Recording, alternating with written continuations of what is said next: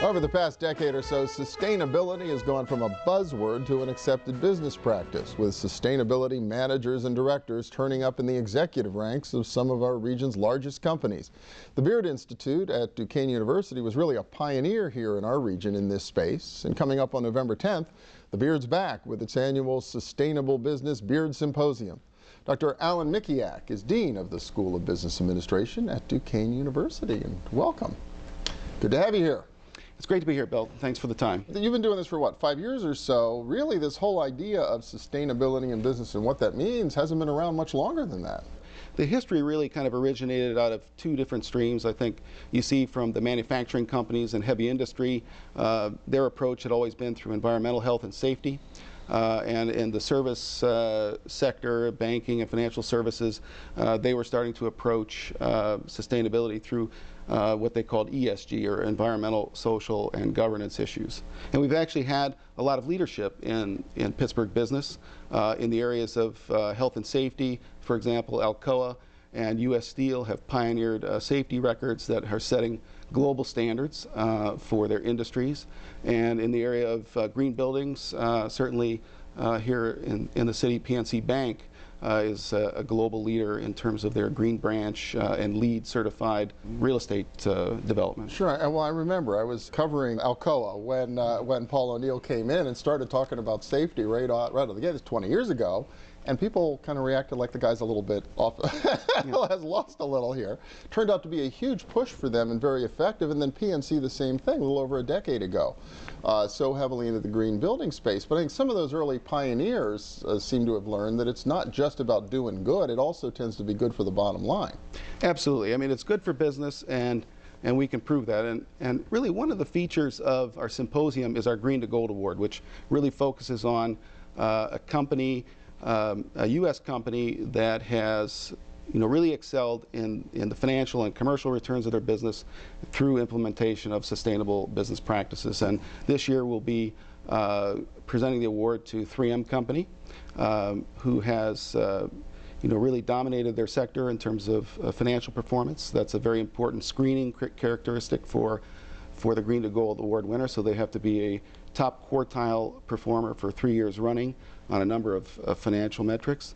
But then we move on to issues around social responsibility, community engagement, environmental issues, energy, water, and waste management, and look at companies' performances in those categories as well. And so they'll be represented, obviously, to pick up the award at the event. Yes, Gene Sweeney is the Vice President of Sustainability for 3M, will be joining us and keynoting lunch, and really talking a lot about what they're doing, not so much the things they've already done to be meriting this award, but things that they're looking toward for the future. They have goals set for 2015, and she'll be discussing those issues as well. Do you find when obviously you're training MBA students, business students for the most part, is this becoming more and more important in the universe they're going to be graduating and walking into? Well, we really believe that is the main emphasis behind business education right now. So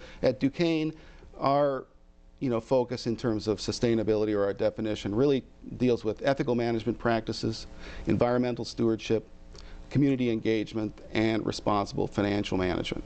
And we believe that students are going out into, graduating into a business world that's rapidly changing, and that they need to be prepared in different ways than we have been doing in the past. And our opening keynote speaker, I think, will really focus on this issue. Peter Senge, who is one of the world's leading strategists and consultants to companies, is really a thought leader in this particular topic area. And it's a fantastic opportunity to have him in Pittsburgh, really talking about what does the organization of the future look like. And and he has a lot of examples of firsthand experience that he has, in dealing with global companies on their activities, to advance sustainability. We want to prepare students to be successful in a business career, and I think the historical notions of making a bottom line or being financially successful, was good enough.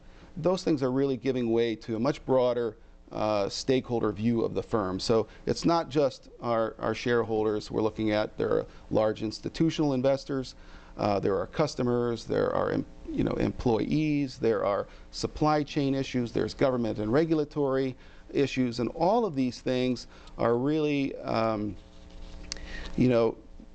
becoming more of an integrated approach to developing company strategies. Fascinating. Coming up on the 10th, if folks are interested and want to attend, I assume you have a website.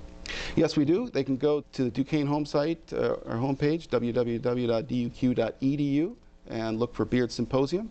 And we'd love to have a broad cross-section of the Pittsburgh community here. We generally have around 200 business professionals and executives, along with the government, nonprofit community, and certainly a number from the academic community and the graduate students in business from around the region. Very good. Well, congratulations. Another great year and a great conference coming up.